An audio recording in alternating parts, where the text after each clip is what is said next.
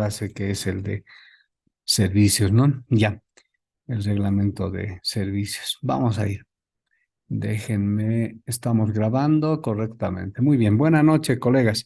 Eh, el día de ayer habíamos quedado en que íbamos a revisar, no vamos a ver toda la Constitución, lo que pasa es que en la, en la lectura que hicimos ayer sobre la Constitución Política del Estado, establecía una necesidad, como ahorita lo vamos a leer, una necesidad de prioridad, perdón, nacional, el tema de la electricidad, la energía y todo. Entonces, justamente para eso es que estoy acudiendo ahora a la Constitución Política del Estado y me estoy yendo casi hacia el final, como verán, para poder entrar a ese capítulo que habla de esta parte de la ley. En la ley de electricidad y en el mismo reglamento habla de un artículo que ya no está vigente, ¿sí? ¿Por qué? A ver, antes llegaremos. A ver, más todavía es. Estamos yendo hacia atrás, hacia las partes finales del recursos. Por acá está. Amazonía. Ah, no, no, un poquito más atrás. Aquí es, ¿ya? Entonces, ahora sí, ¿ya? Esta es la, sí, este es el capítulo segundo de recursos naturales de la Constitución Política del Estado.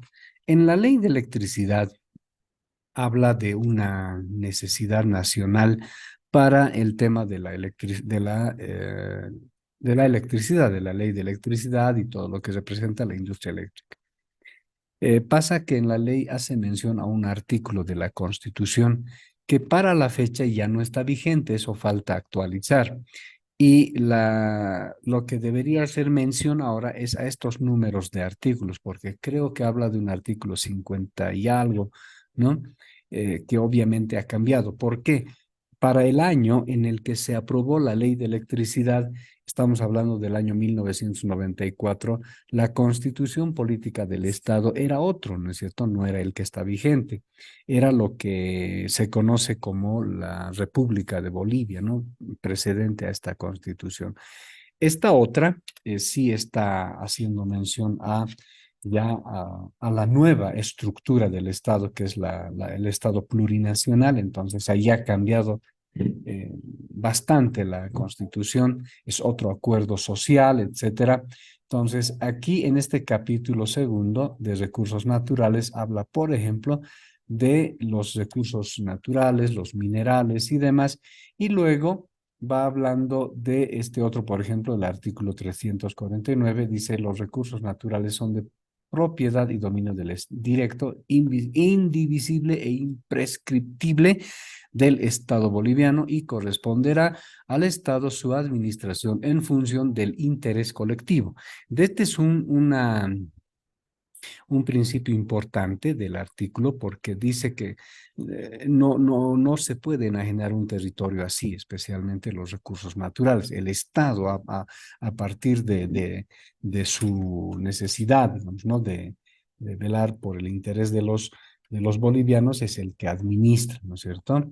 Entonces, también acá va a empezar a hablar de estos recursos, ¿no?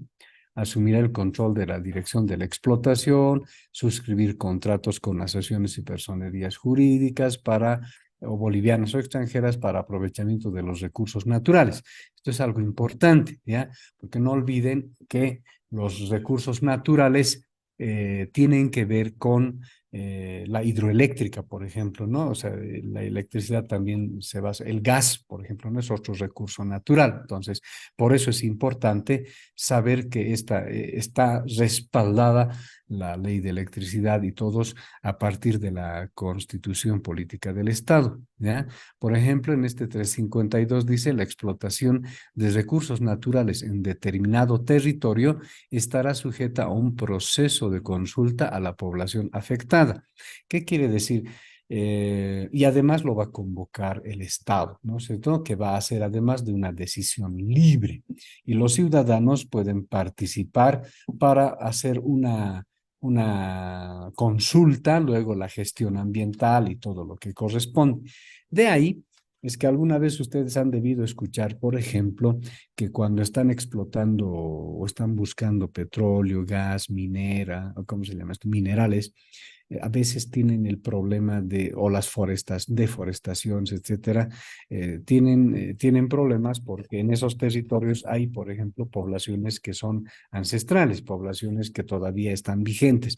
Entonces, para resguardar su hábitat y para resguardar la naturaleza es que estas leyes, después, obviamente, en otros tipos de leyes también se van a desarrollar como formas protectivas, ¿ya? Del Estado. Entonces, fíjense, inclusive en un artículo siguiente habla del 355, la industrialización y comercialización de los recursos naturales, ¿no es cierto? Será de prioridad del Estado, dice, o sea, esta industrialización y comercialización de los recursos naturales. Y fíjense, si hablamos, por ejemplo, de generación de energía eléctrica, en Bolivia tenemos por encima del 66-67% de la electricidad que se produce en Bolivia, que se genera en Bolivia, tiene que ver con la explotación del gas, ¿no es cierto? Las termoeléctricas son las que finalmente están sosteniendo gran parte de la producción de electricidad en Bolivia, de la generación. Entonces, lo cual quiere decir entonces que esa industrialización que se da por la explotación del gas y que va además a industrializar lo que se llama muy bien desde la ley de electricidad y el reglamento que estamos estudiando, la industria eléctrica. Entonces, tiene que ser de prioridad del Estado. Eso es lo que dice en este primer inciso de este artículo 355, ¿ya?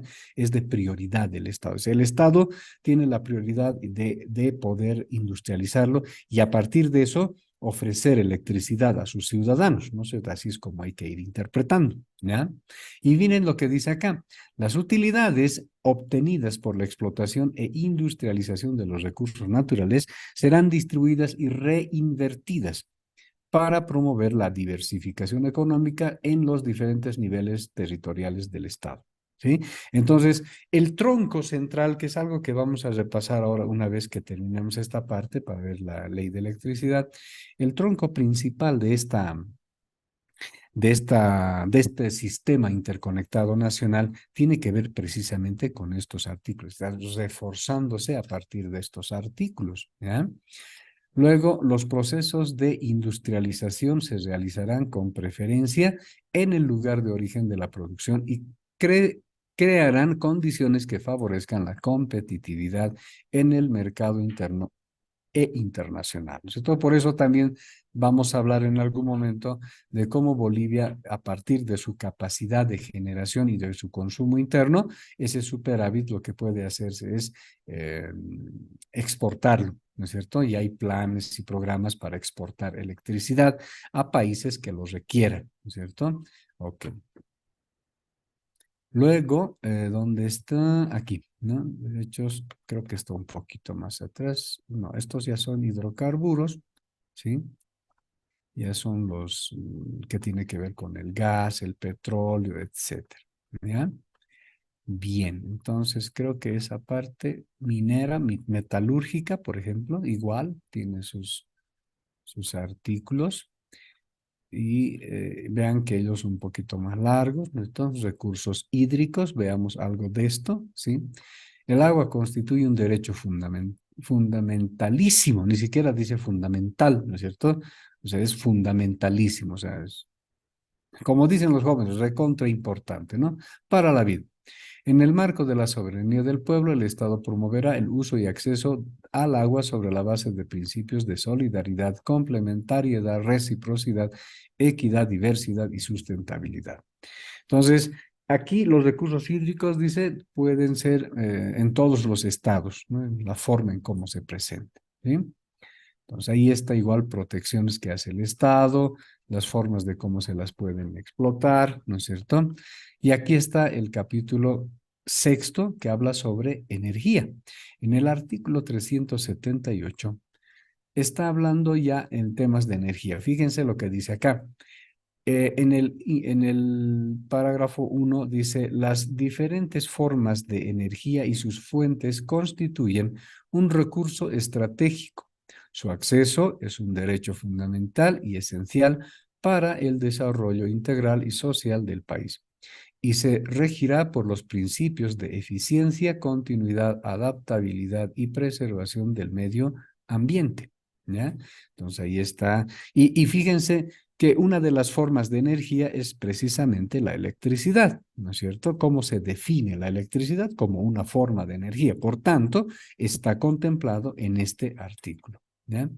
Es facultad privativa del Estado el desarrollo de la cadena productiva energética en las etapas de generación, fíjense, generación, transporte y distribución. Estos tres elementos los vamos a estudiar un poquito cuando veamos la ley de electricidad. ¿Ya? Dice, además, a través de empresas públicas mixtas, instituciones sin fines de lucro cooperativas, empresas privadas y empresas comunitarias y sociales. O sea, toda la gama de posibilidades de asociación que puede tener el ciudadano boliviano para poder eh, obtener la facultad de poder comercializar o como diríamos en términos de la ley, participar dentro del mercado eléctrico o de la industria eléctrica. La cadena productiva energética no podrá estar sujeta exclusivamente a intereses privados, ni podrá concesionarse. La participación privada será regulada por la ley. O sea, no se puede privatizar a partir de la constitución política del Estado, ¿sí? Todo lo que son las diferentes formas de energía que son parte del recurso estratégico del Estado no puede ser privatizado al 100%, ¿ya? De hecho, en esta nueva estructura del Estado en el que estamos ahora desarrollándonos como bolivianos, hay que entender que no puede privatizarse esto al 100%. Miren, por eso es que hoy en día la mayor cantidad de empresas estratégicas que tienen que ver con recursos estratégicos fundamentalmente son del Estado, es decir, han sido nacionalizados si es que estaban privados. ¿Ya? Ok. A ver si hay algo más. Aquí está. El Estado desarrollará y promoverá la investigación y el uso de nuevas formas de producción de energías alternativas, compatibles con la conservación del ambiente. Este es un aspecto importante, ¿sí? La ley de electricidad necesita ser actualizada en estos términos, porque ustedes saben bien que, miren, ya por experiencia esto, para los años 94, que es cuando se ha aprobado esta ley de electricidad y producto de esta, los reglamentos y una de ellas, las que estamos estudiando, para esas épocas, miren, casualmente yo estaba haciendo uno de los primeros posgrados que hubo en Bolivia, por lo menos en La Paz, ¿ya? Y se llamaba un posgrado, como no habían los niveles, como hoy en día todas las universidades te pueden dar diplomados, maestrías, etcétera, esas veces no habían estos niveles del posgrado en Bolivia. ¿Ya? Entonces, cualquiera que hacía un posgrado tenía que hacerlo en el exterior. Entonces, hubo un primer posgrado sin grado, así se llamó porque no se iba a otorgar grados, sobre energías alternativas, ¿ya? Que tuve la oportunidad de participar y de hacer el curso.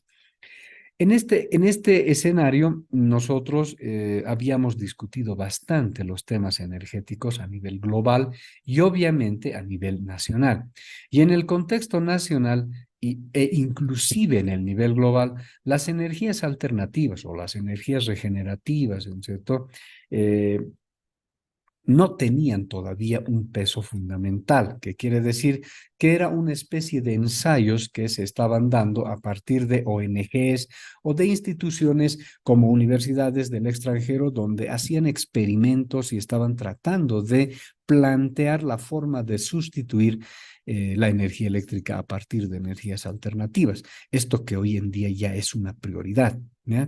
En esas épocas era una quimera, entonces era difícil, los proyectos eran muy desalentadores, por decirles de un modo, muy pocos los esfuerzos, había que tener un apoyo bastante fuerte, especialmente de ONGs, que si no, no prosperaba.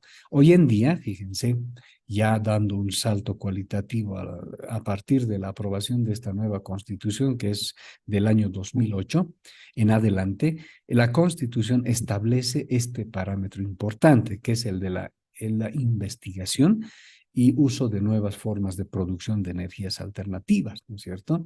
Miren, ahí otra vez penosamente podemos decir que los bolivianos no hemos aprovechado y se nos está zafando, se nos está yendo como agua entre las manos el litio, ¿no es cierto? La producción de batería y todo lo que comprende la industria del litio.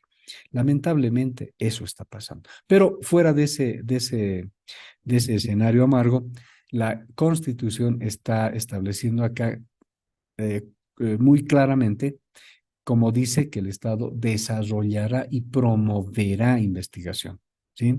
Entonces, el Estado probablemente no puede desarrollar investigación como Estado, porque la estructura del Estado también es un asunto discutible, ¿no es cierto? Ministerios y todo lo demás, la estructura de ministerios y todo. Sin embargo, las universidades públicas, que son parte de la estructura también de la sociedad boliviana, en términos de que ellos se sostienen en el aparato del Estado a nivel financiero, entonces pueden ellos ser parte de la investigación. Las universidades privadas, ni qué decir, por sobrevivencia tienen que investigar. ¿Y cuál es el acápite de la Constitución? En este caso, este artículo en su primer parágrafo que dice que se tiene que promover las investigaciones para la producción de energías alternativas compatibles con el medio ambiente, es decir, lo que hoy estamos haciendo, ¿no es cierto? El cambio de la matriz energética que se viene discutiendo igual desde hace tantos años atrás, aún no es posible plasmarlo en Bolivia, por lo menos. En países como en China, en otros países tan adelantados, ya pueden hablar de cambio de matriz energética, ¿no es cierto? Hoy día estaba leyendo un artículo, por ejemplo, de cómo las baterías de litio, por ejemplo, y las baterías líquidas o las semilíquidas, etcétera, o las semisólidas, ya con el tiempo van a dejar de usarse.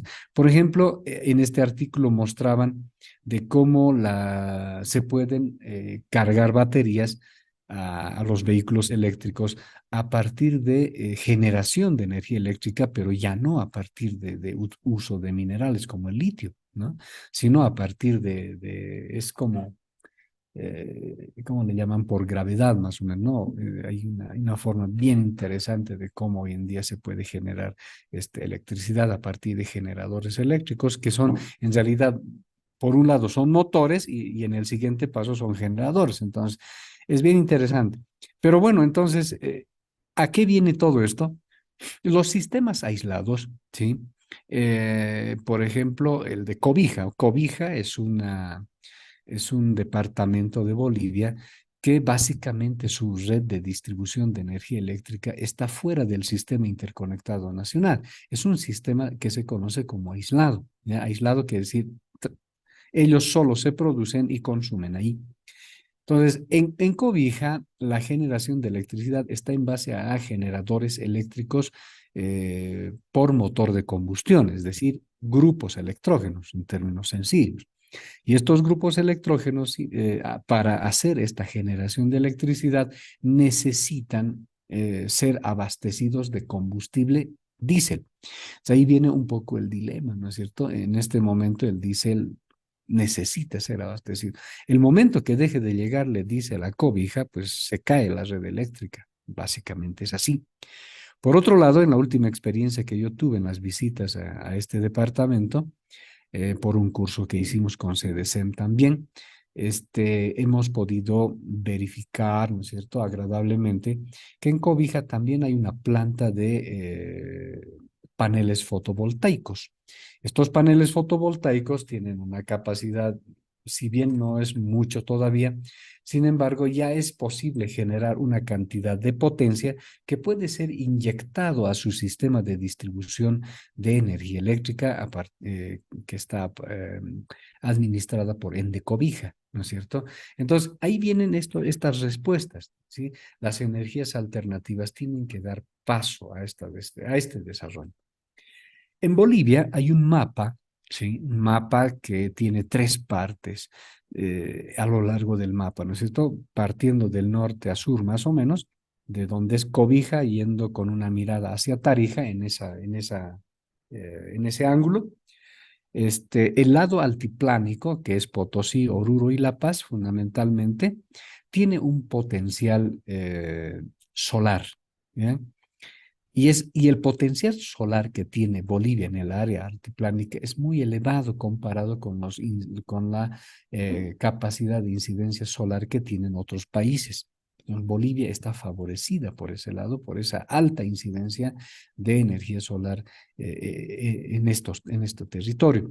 Y de todo ese, de Oruro, La Paz y Potosí, de todos esos territorios, Potosí es el que tiene la más alta radiación solar. Es decir, ahí podríamos prosperar bastante con sembrar, como se dice en términos técnicos, paneles solares, instalar paneles solares, que ahí hay bastantes.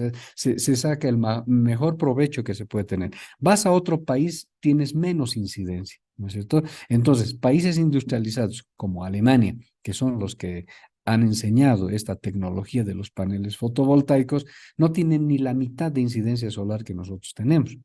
Entonces, imagínense, por eso acá en Bolivia se van a dar cuenta que, por ejemplo, en instalaciones de iluminación se ponen hoy en día los paneles solares, ¿no es cierto? Entonces, el ángulo en el que esté, entre comillas, más o menos así, siempre le va a favorecer a la carga de baterías y el abastecimiento de electricidad a estas luminarias, en el caso del altiplano, porque como les digo, la incidencia es muy fuerte. En la segunda franja ya sería entre parte de Pando, ¿no es cierto? Cochabamba, parte de Santa Cruz, bajando un poco por Sucre, Tarija.